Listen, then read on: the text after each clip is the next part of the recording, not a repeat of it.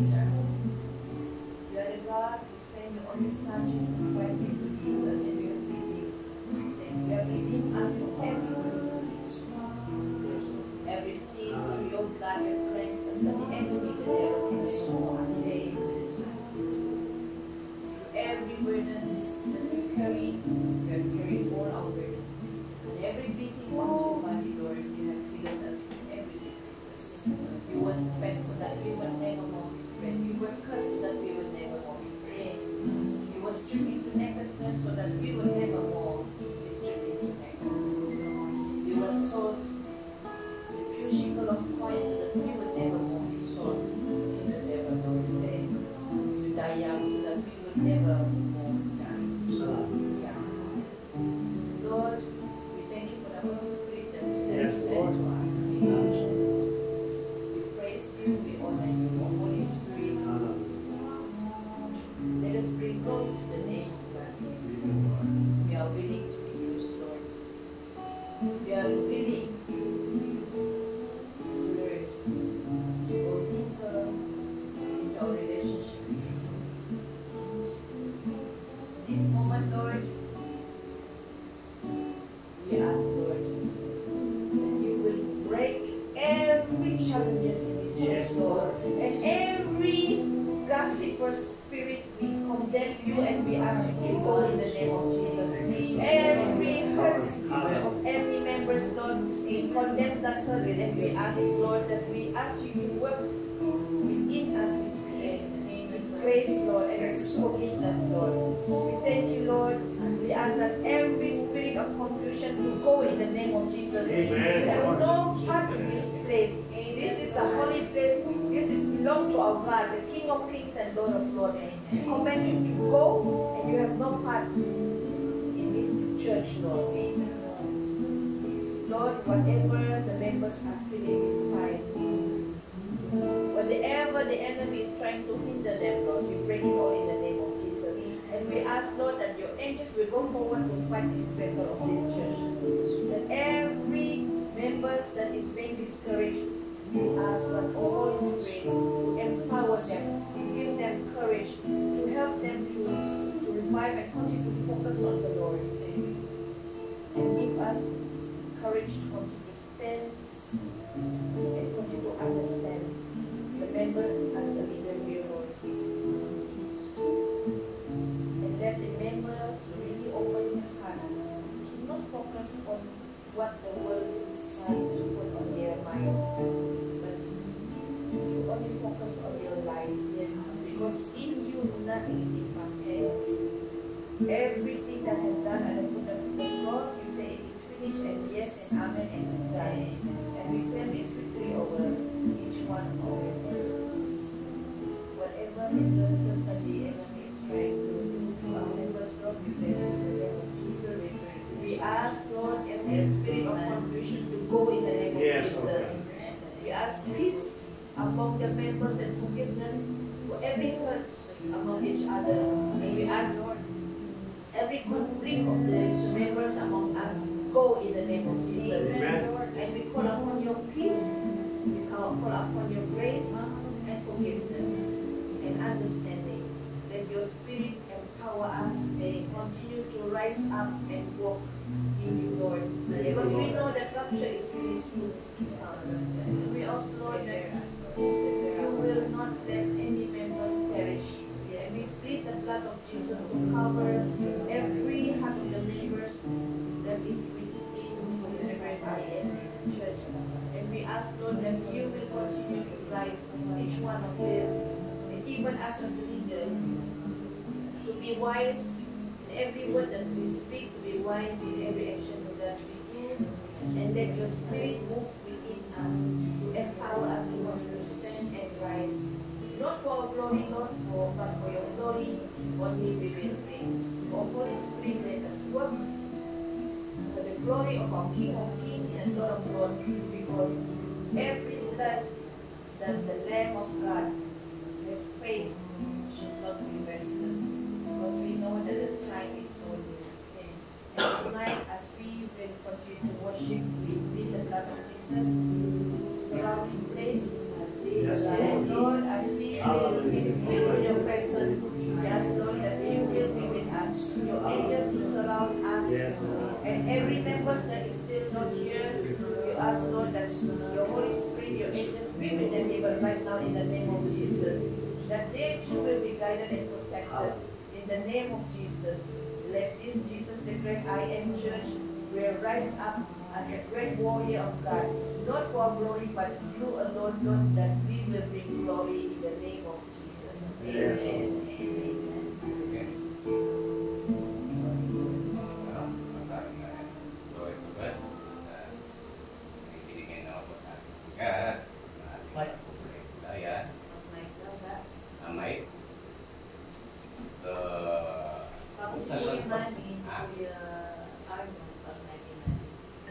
Yes, many angels here. Baka kasi makikita yung boses namin.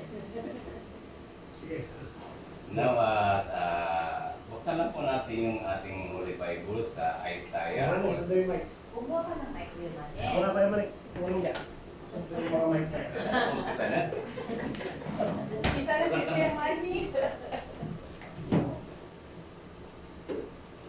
Ayun na pala yung kanta natin, no? Hindi na pala tapos yan. Wala ko eh. Akala ko practice pa yan. Hindi ko tuloy na ilabas yung mga bukas. Ano ba? Kanta pa. Tapos pass. Makuha na sana eh, no? Wala tayong sungit na eh. Pass kasi hindi nagsungit eh. Tinaasan ni Ate Dorothy. Ay, tama lang yun. Hello? Yeah. Because I think Mic. I should be the Hello. Hello. But you Hello. put it higher, no? So Mic, I mic, just keep test. quiet because I cannot reach that. Hello. Amen. Hello. Now, buksan lang po natin ang Holy Bible natin sa Isaiah 41:10. Now, basahin lang po natin. Huwag kang matakot sapagkat ako'y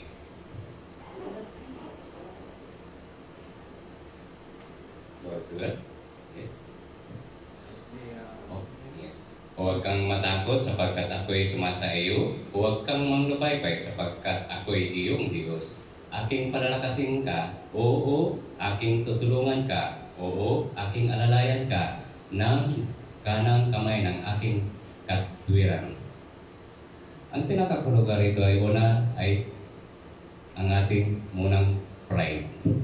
Bago ang lahat ay ibaba natin ang ating pride kay God. At magkaroon tayo ng takot. Saka hindi takot na baka tayo parusahan ni God. Takot na magkaroon tayo ng pananampalataya at may pagsasagawa at may pagsasa-apply ng maranasan po natin ang pagiging Diyos ni God sa atin at ang anumang ating kinakarap sa pang-araw-araw nating buhay. Higit sa ating kalusugan espiritual ng higit sa lahat ay pag-arihan tayo ni Lord Jesus Christ ayon sa kanyang mensahe. At anumang kabalintunan na ating dinaranas sa pang-araw-araw nating pagmumuhay, bibigyan tayo ng kalakasang espiritual. Higit sa lahat, kalakasang isipan at kaluluwa natin. So magiging positibo po tayo sa anumang ating tinatahak sa pang-araw-araw nating buhay. Anumang relasyon pang-tao man ito, relasyon pang-pamilya man ito, sa trabaho, sa mga inananais natin mamakamit sa buhay na naaayon po sa kalooban ni God. Kapag hindi tayo nagpakumbaba kay God, magiging useless po ang magiging useless sa pagiging Diyos ni God sa atin. Ang dakila niyang pagmamahal na hindi niya may i-offer sa atin. So, hindi niya tayo magagabayan sa pang-araw-araw nating pamumuhay. Hindi sa lahat hindi tayo pagharian ni God. Kaya, huwag natin isipin na magkaroon tayo ng takot bago tayo parusahan. Magkakaroon tayo ng takot na magkaroon ng pananampalataya sa Kanya. Yun ang kaibahan ng takot sa abot sa pagiging tao natin, pagiging Diyos ni God sa atin. Dahil sa pagiging Diyos ni God ay mayroon tatlong bagay na dapat natin isaalang-alang. Ano ang mga ito?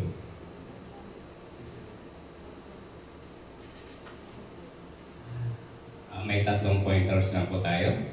Una, sumasa sa iyo. buksan po natin sa Matthew 10:29-31.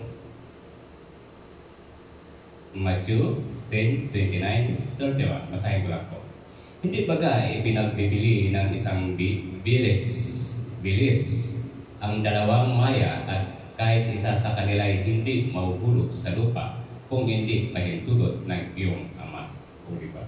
Kung ang ibon ay namumuhay na mag-isa na ayon sa kagustuhan ni God, ano pa kaya tayong tao? Ay din, susunod, dapat maging ang mga buhok ng iyong ulo ay pawang bilang na lahat. Maging tayong tao ay hindi natin mabibilang ito, mamamatay na lamang tayo, hindi natin mabibilang ating mga buhok. Ang pinakamatindi po ito, ilang tao tayo? 1.4 billion something. May iba-iba tayong buhay ng ating daliri, ating girlfriends. So, ganun ka powerful, ganun ka kapangyarihan ng Diyos Amang Hari sa atin. So, ano pang dahilan para tayo ay magkaroon ng doubts kay God? So, kung itutuon natin ang buong pananalig sa Kanya at pagtitiwala. Huwag nga kayong mga takot, kayo lalong mahalaga kaysa maraming maya. Ika nga, tayo pinaka-espesyal na animal na ginawa ni God. Bukod sa naging espesyal, tayo binigyan ng pangalawang buhay. Ang mga hayop, pag namatay kung daspat patay, wala na silang pangalawang buhay, wala na silang pangalawang kamatayan. But ang malupit na doon, nagkaroon tayo ng pangalawang kamatayan. No, kung mamanatili tayo sa pagiging prideful natin, hindi natin magawang tanggapin si Lord Diyos kay, hindi natin magawang pag-ariya tayo ni Lord Diyos kay, doon mapapupunta sa atin yung pangalawang kamatayan. So, ibig sabihin, ibigay lang po natin ang buong pagtatiwala kay God. Walang pag-aalinlangan, ika nga. Maraming sa ating mga kapatiran ay nagpay-pray, pero taliwa sa prayer ang sinasagawa. Ika nga, magkaroon tayo ng prayer na may pagsasagawa. Ayon doon sa hinihingi natin kay God. So, pag nagpa-prayer tayo na wala nang magpapasagawa, panunuya yung kay God. So, panatili natin ginagawa ng kasamaan si God sa harapan niya mismo. So, bago ba naghihingi tayo ng prayer, but taliwa sa hihingi natin prayer. So, anong silbi ng pagiging prayer warriors po natin sa ating mga kapatiran, sa punahing pamilya, kung taliwas ang kanilang kaisipan. Kaya dapat maging makatotohanan po tayo sa pag-usap natin sa kaisipan lamang, kung ito totoong iniisip mo sa puso mo, sa diwa mo, sa kaluluwa mo, ay kahit short na misis lamang nagbabanggitin mo sa kay God, magkakaroon ng katuparan po ito. Ito ay madalas ko na naipaparanas, hindi God. So, ang hindi ko lang hinihiling ang ayumaman po ako. But ang kalusugan pinakamahalaga sa lahat. Higit sa lahat ay ang kalusugan spiritual natin. Yun ang pinakamahalaga sa lahat. Now, may pangalawang pointers natin. Manglupaypay. Buksan po natin sa Lucas 6:35.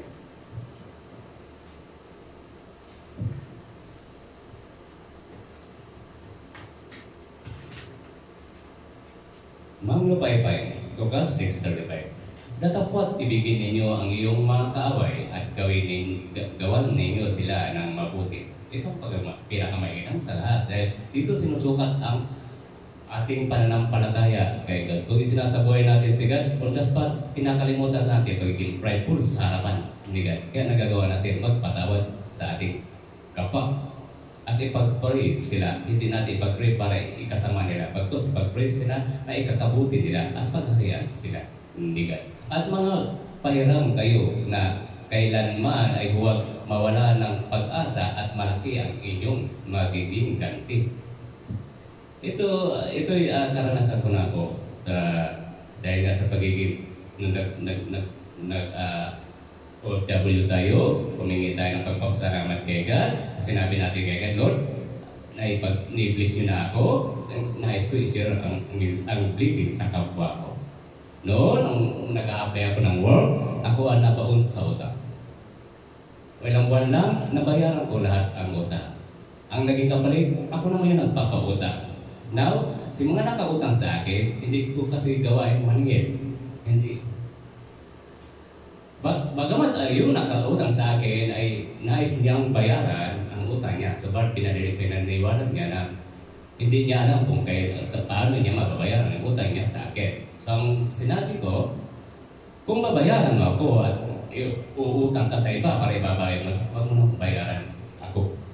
Ganito lang gawin natin. Ituring mo na lang, yung utang mo sa akin ay tulong ko sa iyo. Sa pagkakataon yan, hindi ako mag-iisip about sa utang mo. Hindi ka rin mag-iisip ng about sa utang. Yung utang mo sa akin, magkakaroon tayo ng katiwasayang Facebook. Pag iyon ang iniisip mo na pagitulong ko sa iyo, wala ka nang isipin pang muli. At naulit ko iyon. Pinagbigyan ko ulit. Ipatutuo ko na to. Ito ginawa nila din sa akin eh. Bakit ka mo binigay sa akin ni God? Positive thoughts. Ang pera nawawala, subalit ang pag-ibig sa kapwa ay hindi dapat mawala at pagtitiwala kay God ay hindi dapat mawala. Maliit lang ang sahod ko pero hindi ako thoughts. So, gano'n po, maging makatutuo tayo kay God. Pagtitiwala, salat man tayo sa kayamanan, ang pinakamahalaga yung spiritual man po natin talaga. Yung pagkakaroon ng connectivity sa Holy Spirit, ating spiritual at ating katawang lupa. So tatlo sila magkakaugnay. Ayon na rin kay Pastor Bernard nang nasabi mo. So, at ako'y magiging mga anak sa kataas-taas sapagkat siya ay magandang loob sa mga walang turing na masasama. So, magiging ibig sabihin na mararamdaman po talaga natin pagiging Diyos ni God sa atin. So, gawin nga na sinabi natin, sa lahat man tayo sa kayamanan, ito ay matiwasay ang ating puso't isip. Yun ang pinakamahalaga eh. Kasi once na matiwasay ang iyong puso't isipan, magiging malusog ang iyong katawan. Tanda po natin, ang karamdaman ay sanhi ng kasalanan. Pagpatuloy tayo sa kasalanan, karamdaman ay bagamat may mga ginagamit siya na talagang may mga pinapagaling mga pastor natin, Pastor Dorothy, about sa mga karamdaman. Pag yung may mga karamdaman ay sinuko nila ang kanilang buhay puso't kaluluwa, kung dapat pagagaling sila nila. Ibig sabihin, inihiwalay na nila yung pagkakasala nila kay God at sinusuko na nila ang kanilang spiritual man kay God at sa kanyang katawang lupa. Now, so magiging matagumpay once na ninais natin pagharian po tayo ni God. Anumang kahilingan natin to sa mga pangpamilya, sa mga anumang uri ng samang pantao, trabaho, anumang posisyon na ninais natin, increment, sa lahat ng mga bagay na nais gawin natin, higit sa lahat ang katiwasan kaisipan. Katiwasan spiritual man natin, pinakamahalaga sa lahat. Pangatlo, katwiran. Buksan po natin mga taga-Roma 7:1. Roma 7:1. Mga kapatid, kayo'y nakakaunawa ng batas. Anong batas? Ito yung batas diyan at hindi batas ng tao. Kalimutan po na natin yung batas ng tao nung unang panahon. Pagkos ang batas ni Lord Jesus Christ nung siya ay bumaba sa atin, isinend sa atin si Lord Jesus Christ ng Diyos amang hari para ibigay sa atin ang kaligtasan. Now, siya mismo ang batas na dapat natin sundin. Alam ninyong ang isang taong nasasakop lamang ng batas habang siya'y nabubuhay.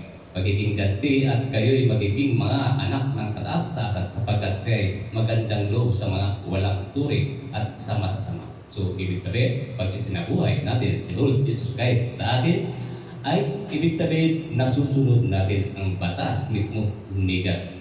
At hindi na ang batas ng tao, mga anumang kinaugalian ng tao. So, may iwawaksik na po natin yun. So, ibig sabihin, nakapokus na po tayo ang puso't isipan natin kay God. Anong mangyari? Si God lang ating nagiging priority sa ating buhay at ipinagpapasalamat lagi natin ito. Kaya nga mas maganda lagi tayo nakikipagtok. Anumang oras makipagtok tayo kay God para maramdaman natin nasa atin ang presensya ni God. Now, ang dagdag tayo sa conclusion. Ang conclusion niya ay Matthew 6:33. So, yun. Anumang unos dumating sa ating buhay ay ito ay ating malalampasan sa pamamagitan ng ating pananalig kay God. Itong Matthew na ito, ito yung pong life verse ko. Yun. Kaya naman ay nagpapatuloy tayo. Masarap may mga life verse po tayo sa ating buhay para ito ay magiging yung angkor ba yun na magpapatatag sa atin pagpapasakop natin kay God. So, yun po, maraming salamat at sa katagumpayan po ng ating short exhortation ng binigay po ni God sa atin.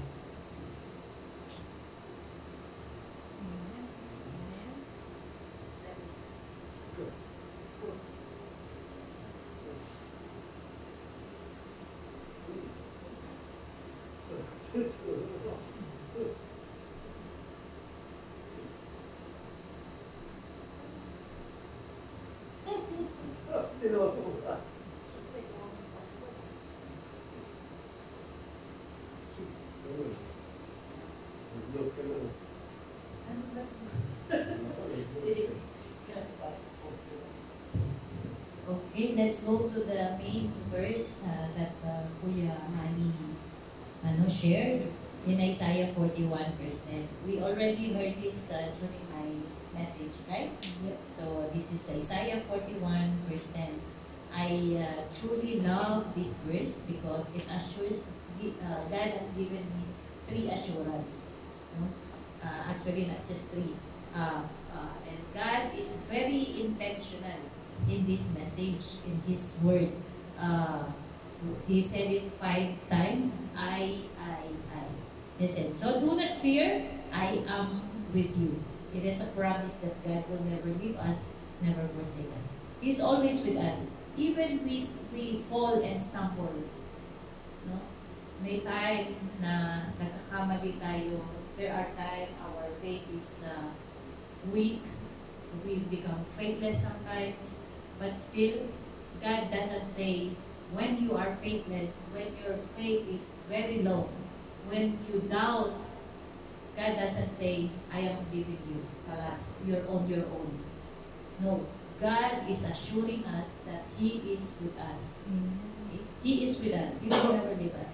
And then He said, do not be dismayed, for I am your God. Because God did not promise when we accepted Him as our Lord and Savior, we will not experience any troubles, any problem in life. But it is the assurance that if we face trouble and trials in life, God promised that He is our God. It doesn't change the fact that He remains God. Even we are facing difficulty in life, even we are sick, even we don't have enough money in our pocket, that doesn't mean God is no longer God.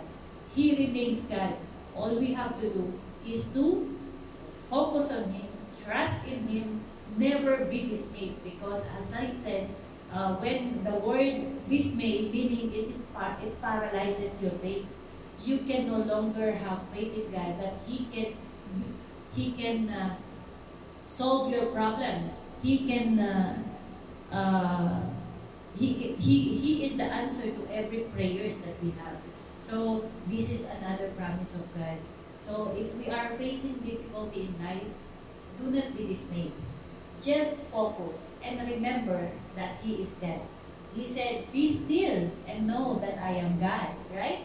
So even a lot of arrows are throwing, the enemy is throwing at us a lot of, what is this?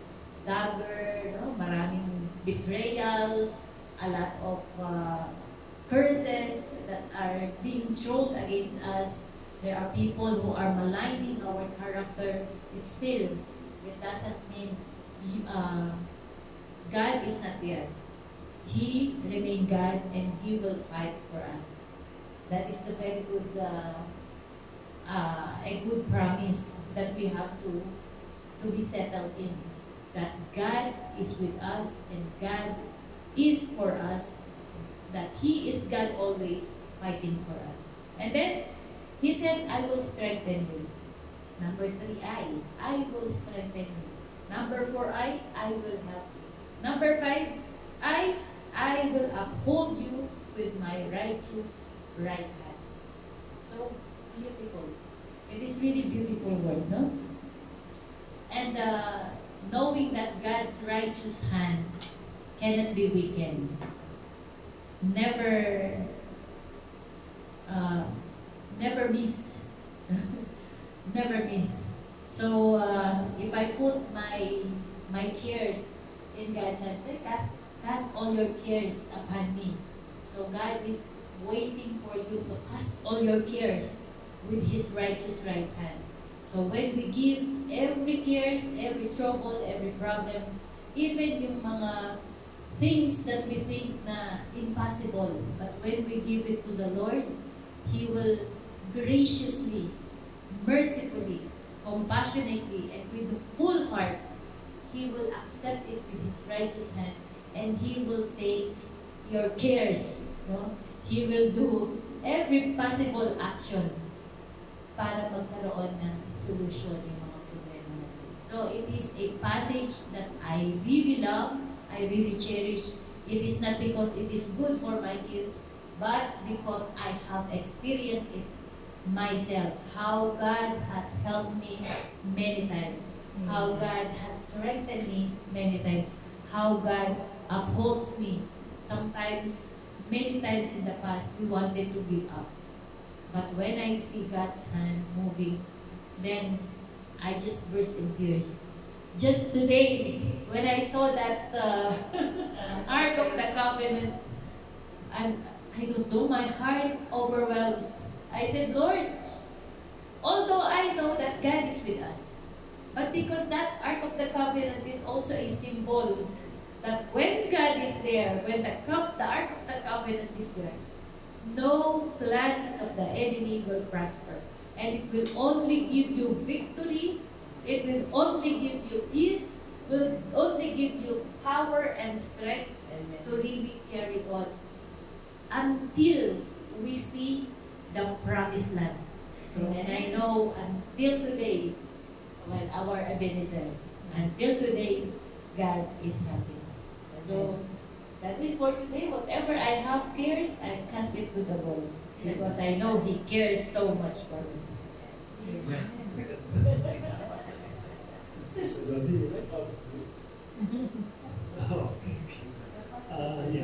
I think it is the era, no? The King Hezekiah, si Prophet Isaiah. In fact, si Prophet Isaiah nag-problem kay King Hezekiah that he will die. And then, to make the story short, in-extend pa yung kailangan. Actually, during that time, this is what it's good in studying the Bible study. Ito yung benefits natin. We can expound the book based sa content po niya. Actually, the book of Isaiah is full of a dalamhati. I don't know what's the English dalamhati. Lamentation or sorrow. Hinagpis. Ayaw bilang ito yung hinagpis. Why? Because it is almost at the end of the era of Israel. They are about to conquer by the Assyrian and also of course the Babylon. Yun pinakadaw, dumating sila sa punto that there is no point of return because of so much sins and so much rebellion. God is giving them a final and the ultimate punishment. And this is the reason why Prophet Isaiah is crying. He's crying, Lord, have mercy for your nations. Yun ang pinakanap po niya. And, God is very gracious. No? Even though that the entire Israel is really continually committing sin. But because of the prayer of the prophet Isaiah, napakinggan ng Lord. Then binanggit ka ng ating Panginoon that because of my servant, I will restore your glory. No, maganda po niya na behind the darkest moment of a person, there is always a hope na talagang dapat nating pakawakan. Which is si Prophet Isaiah, dumating sa punto po siya. Kaya nga, I don't believe, si Prophet Jeremiah pala, si Prophet Isaiah, talagang dalmahati niya, dadalan. He's been crying a lot in order to Jehovah listen to his prayer. At binigay nga kay Prophet Isaiah, yung sabi niya, do not be, sabi sa Isaiah 41 verse 10, do not fear for I am with you, do not be dismayed for I am your God. Sabi doon, I will help you, I I will start, yes, I will uphold you to the righteous right hand. Eh, yung pinangako sa kanya. But unfortunately, we know already the result. No? The book of Isaiah does not materialize the promise of God. Because that's a prophetic, it will come in the name of the Lord Jesus, in the era of the Lord Jesus Christ. But look at how Isaiah become active again. Because God promised that one day Israel will restore. No, despite of the tragedy that happened, ano lagi ang Lord. So if we try to apply in our spiritual life, napaka maaaring sa mga iba sa atin, napaka-tragic yung nangyari.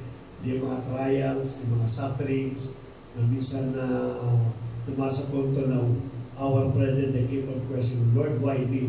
In fact, sabi ko sa kay Mrs., may mga kapatid tayo dito that they died, their sister, their brother, then they're questioning why. Why not the magnanakaw? Why not the rapist? Why not the bad people ang siyang mamatay? Bakit those people that we love, and also we they live a good life, bakit sila yung namamatay? So these are the questions that sometimes we cannot understand. This is also the same question that Prophet Isaiah they cannot understand. Lord, why these things happen to me? He knows that the Israelis keep on sinning, but he knows also that God loved very much the Jew. He cannot understand this thing until such they na pinangako ng Lord na yung restoration. And it will continue unto the end of the book of Isaiah. And doon lagi pangako ng ating Panginoon. You know, the only thing that we can hold or we can grab during yung pinamababa natin buhay, yung pinakatawa, the rock bottom of our life, is to hold on the promise of God. You know, we don't know if it is a 1 month, 1 year, 10 years, it doesn't matter. But for us, we truly believe and hold the word of God, it will come to pass. Sabi ng ating Panginoon. There are a lot of promises in the Bible. Now sometimes some of our brethren, they cannot see these promises. But for us, that we keep on studying, digging the word of God, we know that the promise of God, it will happen soon. And we don't know when, but definitely it will happen soon. So, just keep on holding to the word of God. Yun na naman ang pwede natin panghawakan habang tayo ay nabubuhay sa mundo. Yun na po. Salamat po.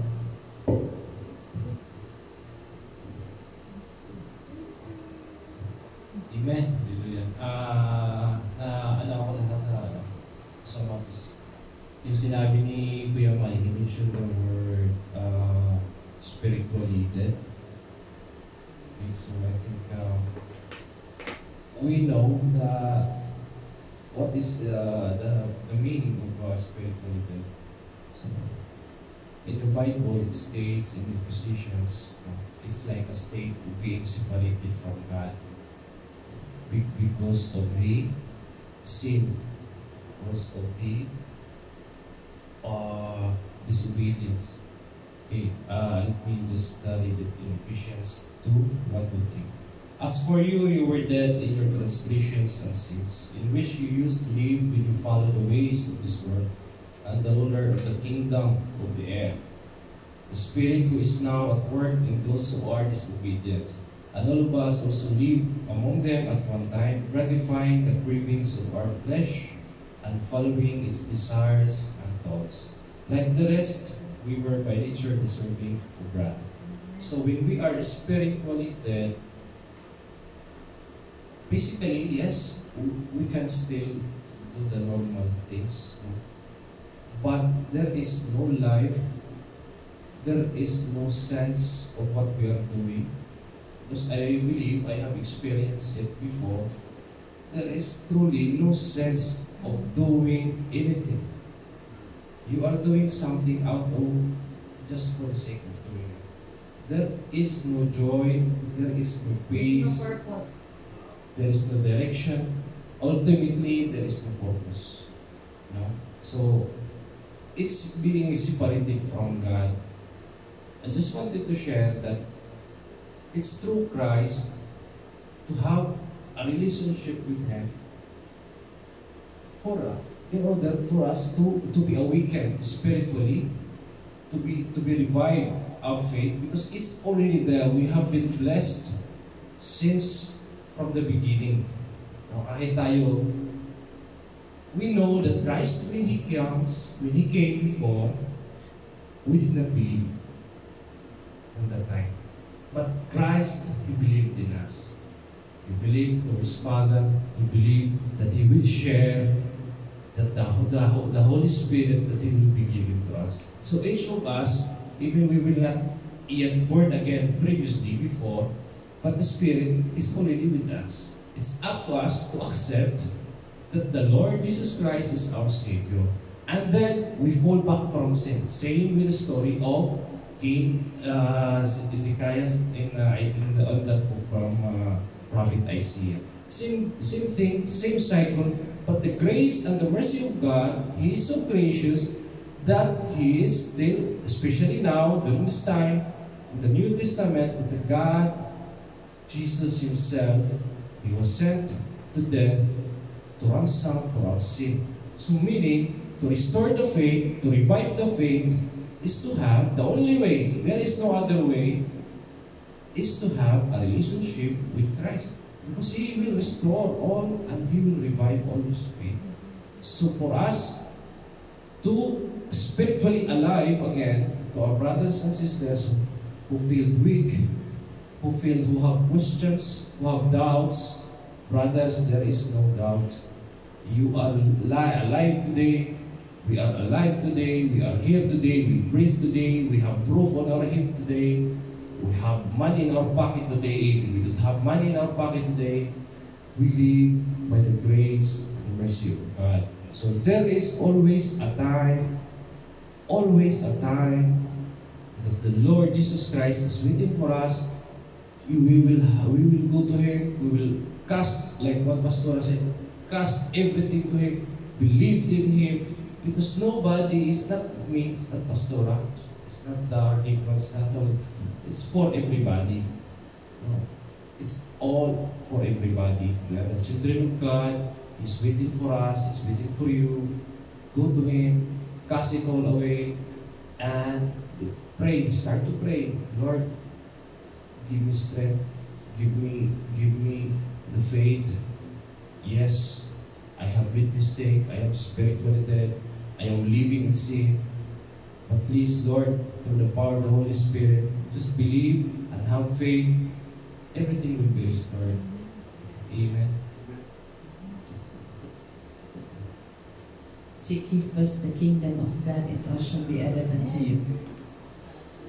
This words, when I started to search the Word of God, when I leave my hereditary organization, I was kicked out from the church because I was leading the church, but when they asked me to bow down the statue, I walked out and I was put to shame, and they asked me to get out of the church. And when I started to search for the Word of God, and I was disowned by my family, I was kicked out from the family. It's better actually. Right after that, I went into another organization. I was giving all my heart because it's biblical. Only thing is about the Sabbath and the Ten Commandments. That was the thing I missed out. Until when I joined here, I fight with God. I fight with God until the stage because I was angry.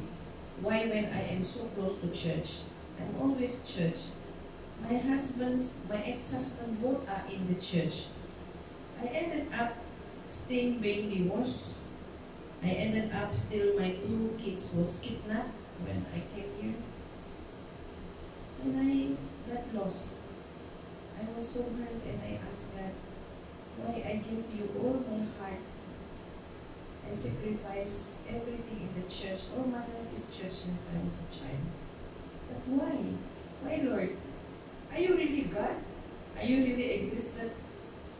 So I started to search and fight with Him.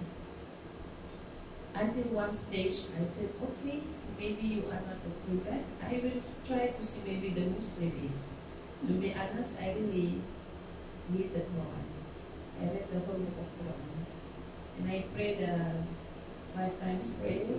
I really can pray the 5 times prayer. And I am also doing wudu. Wudu? Yes.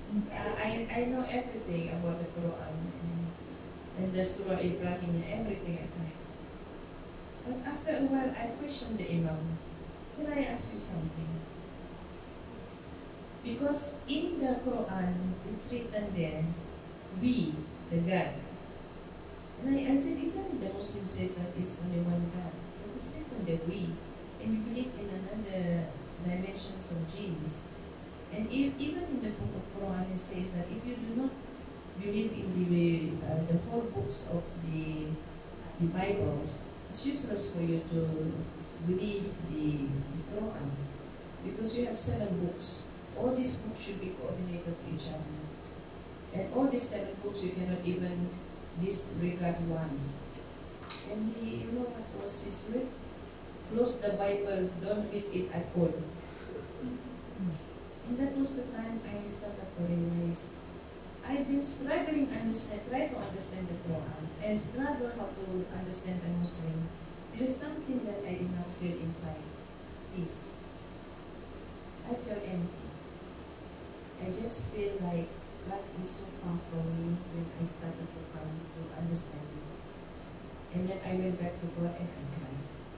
I said, Lord, I'm so sorry. I realized that fighting with you is useless. I will not fight. Yeah, I will not fight anyway, but please show me the way. I don't believe in all this religion anymore. But I believe that you are still the God. And because I have been with you since I was a child, just show me the way. That's the time I come to know the Lord again. That time, my daughter was kidnapped for 3 years by backdoor. I cannot get my kids back. But since I started to accept the word of God, I get back my kids. And when I started to understand deeper in the foundations of the true God, it's not about the organization. It's not about the building. It's not about the church. It is about the relationship between you and God.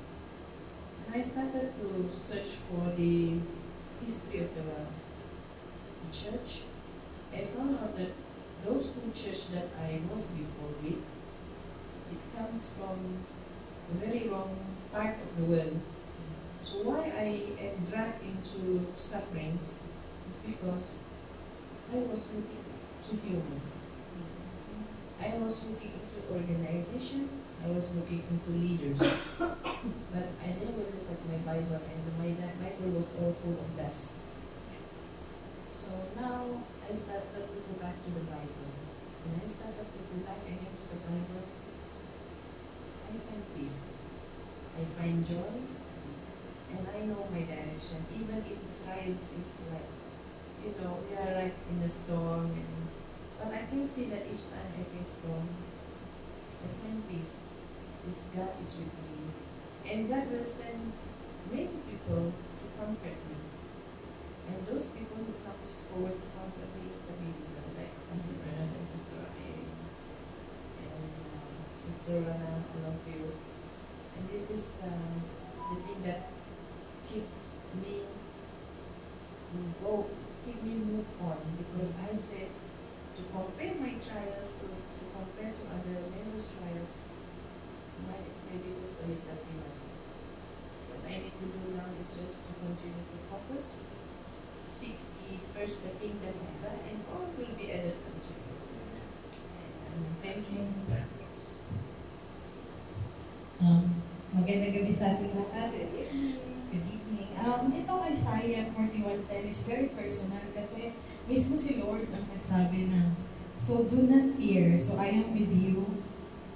Do not be dismayed, for I am your God. I will strengthen you and help you. I will uphold you with my righteous right hand. This particular verse, parang kasi ako before, I know that there is God, but now I am very reluctant that I was able to do the Bible study and knowing His words, because His words is really dogmatic, and it is It releases everything that's inside you. It makes you feeling strength. You have your own strength because you have the promises of the Lord. Pag nalaman mo pala kasi yung promises niya, marirealize natin that we have anything, we have everything. We are fully equipped. We just don't know our resources. And the same thing, if you don't know our identity, we will also be swayed so easily. So itong mga verses na to is really something that we have to look forward and something na dapat talaga nating isa puso at pagnilay-nilayan simply because the promises of the Lord is always present. His love never ceases. At yung sinasabi natin na, sinasabi niya nga dito always sa, sa verse na to na, He is always with us. Yung protection niya nandito, yung provisions niya nandito. So ano ba yung makahawakan natin na iba? So it is our heart must be changed. The attitude of the heart when we're facing troubles and trials, yun ang dapat nating hanapan ng technique how we handle this. Because this is why the devil is conquering us. Because we are easily get swayed. Because we don't have anything which is, yung cornerstone natin is hindi ang Panginoon. But if He is our cornerstone, everything is possible. Kasi aside from this, nakikita ko kasi itong Isaiah, personal siya mismo ang nagsabi. Tapos dito na naman sa Psalms 91, dito sa sa Psalms 91:14, he says, "Because He loves me, says the Lord, I will rescue him, I will protect him, for He acknowledges my name. He will call on me and I will answer him. I will be with him in trouble. I will deliver him and honor him. With long life, I will satisfy him and show him my salvation." So, doon pa lang, if this is before Christ came, ang Panginoon is talagang binigyan niya na tayo ng pattern at binigyan niya na sa atin, sa mga words niya, yung dapat nating panghawakan na huwag tayong mag-let go sa Kanya. Kasi when we are facing trials, remember that we are in the world of chaos. And He is yung magsusurvive sa atin. He is our overcomer. Kaya ang pinaka-taken ko dito na passage is, we have to change the attitude of our heart when we face trial. And we have to worship Him even in our storm. We must and we should. And mas lalo natin siyang i-worship when we are facing trials. Kasi doon nakikita ng Panginoon kung gaano na-uplift siya sa buhay natin. Because not only on the happy days we worship Him, but we also worship Him when we are down, when we are in trouble. We are showing to Him that our faith is in Him, with Him, and for Him.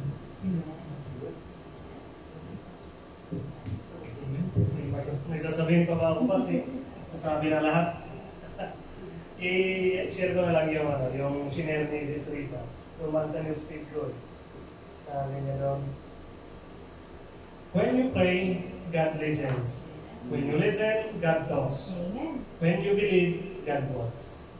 So, doon sa Isaiah 41:10, literal. Kasi yung sinabi doon, na Diyos ang nagsalita, Diyos ang nagsabi. Sabi niya, sasamahan kita, tutulungan kita, palalakasin kita. Yun. So, minsan kasi, tawag nito, ang mga tao mo kasi lumalapit lang sa Panginoon when they face trials, sabi niya na. Pero, kung sabi niya doon, kung totoo ka lang sa iyong pananampalataya, when you are true to your faith, yun yung sabi ko kanina, God listen dun sa ating mga panalangin. Kaya, yung laging sabi ni Kuya Manny, laging konektado dapat sa Panginoon sa bawat oras, araw-araw, hanggang sa pagtulog natin. So, yun lang po. Maraming salamat. Igdad ko lang yan, no? Igdad ko lang. Natin mo ito kayo, Manny. No, because I just listened before doon sa sino yung preacher na yun? Yan. Ang sabi niya, when people facing or dumadaan siya doon sa trial, sa testing ng kanyang pananampalataya. We should understand the purpose of God. Nakatulad nung kay Prophet Isaiah. Actually, the Prophet Isaiah, God suddenly silent. And this is the reason why Prophet Isaiah keep on praying. Lord, I'm willing to listen. Ano ba yung plano mo? Kasi nga, during that time, Israel kasi, it is really in deep trouble. And God suddenly shut his mouth na ayaw pinakano. Ang sabi niya, let us remember this sa school. No, sa school daw. Sabi niya, when the teacher does not speak, it means it is an examination or test. So, kung sa school, kung kumukuha ng test, teacher will not speak. He just observe. And the attitude of the student should be focused on the examination, not on the teacher. Kasi teacher mag-observe lang siya. And the focus of the examination is those lessons that the teacher taught you before. Kasi nagturo siya maraming mga bagay. In order for you to answer the question of the test, you have to remember those words your teacher teach you before. Ganun din ang Lord, no? When you are in testing, you have to remember what God promised.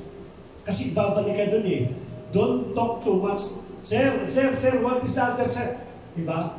The teacher will not answer you because he already given you the information, the tools that you need for the examinations.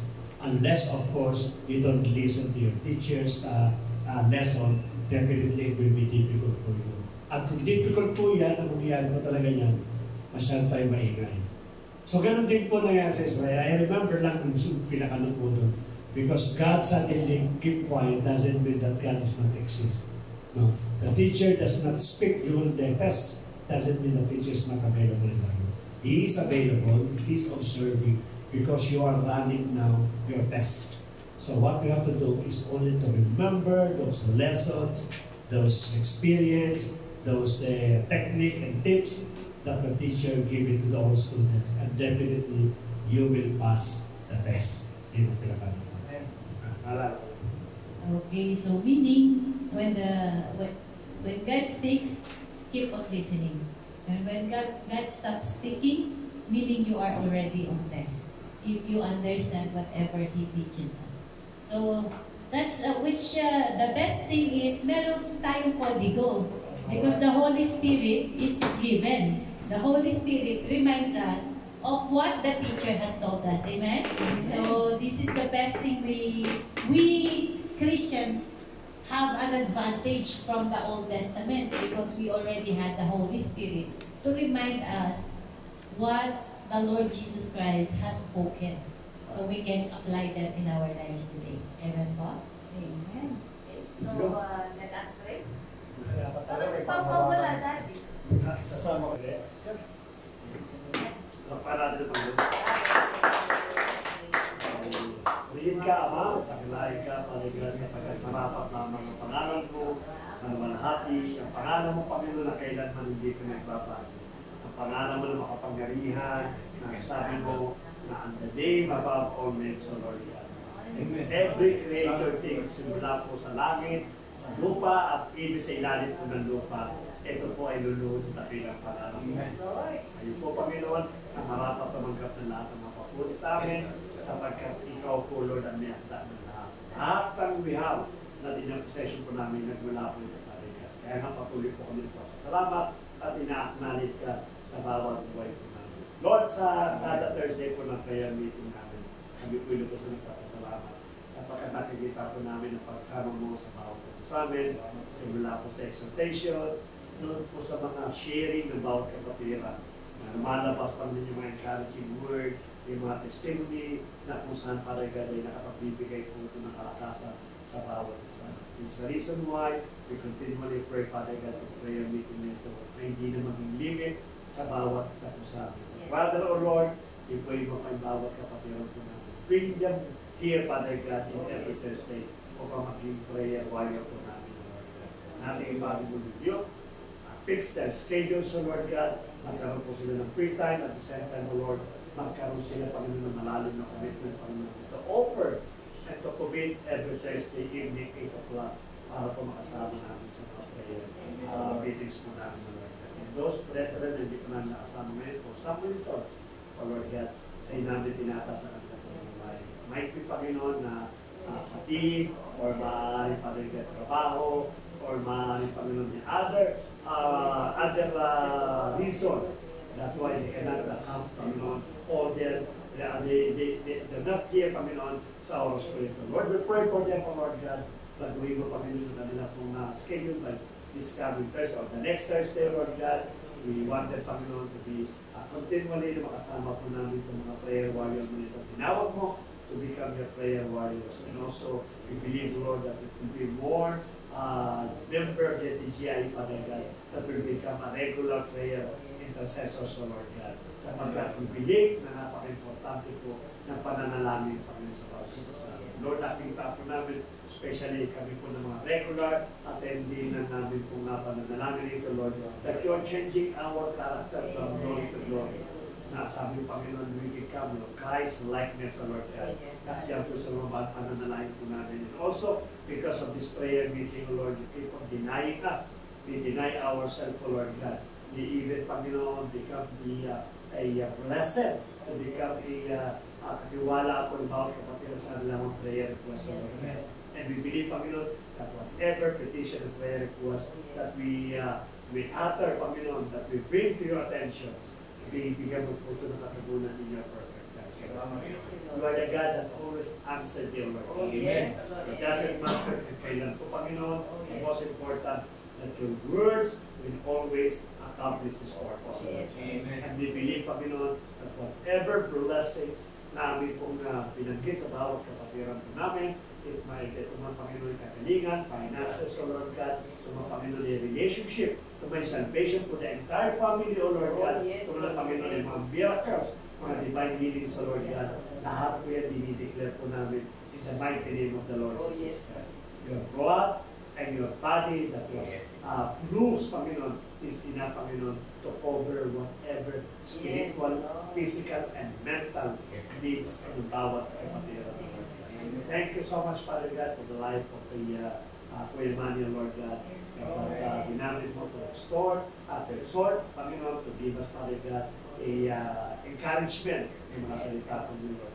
We continually speak blessings sa kanyang buhay, sa kanyang trabaho, sa kanyang pamilya, Lord God. And whatever is the desires of our brethren, of our elder, Panginoon, sa namin tinitiwala, Father God. Ikaw po magbigay po ng complete na manifestation, ikaw po magbigay ng katuloy po in your perfect time. Salamat po ulit, Panginoon, sa lahat ng aming pong pinalangin, lahat ng pinas po namin sa iyo. We believe, Lord, na kayo po, Panginoon, ang tutugunan natin ng bagay nito. Even for tomorrow, sa namin na itinitiwala pa rin ang aming pong gawain, Panginoon, yung aming pong worship service, O God. Again, Panginoon, ang aming po, Lord, napaka-blessed to be again used in the pulpit, O Lord. I-deliver your message, O Lord. Binagbigay, Panginoon, ng mga revelations, ang iyong pong banal na Espiritu, and I believe, Father God, hindi ka patapos, Panginoon.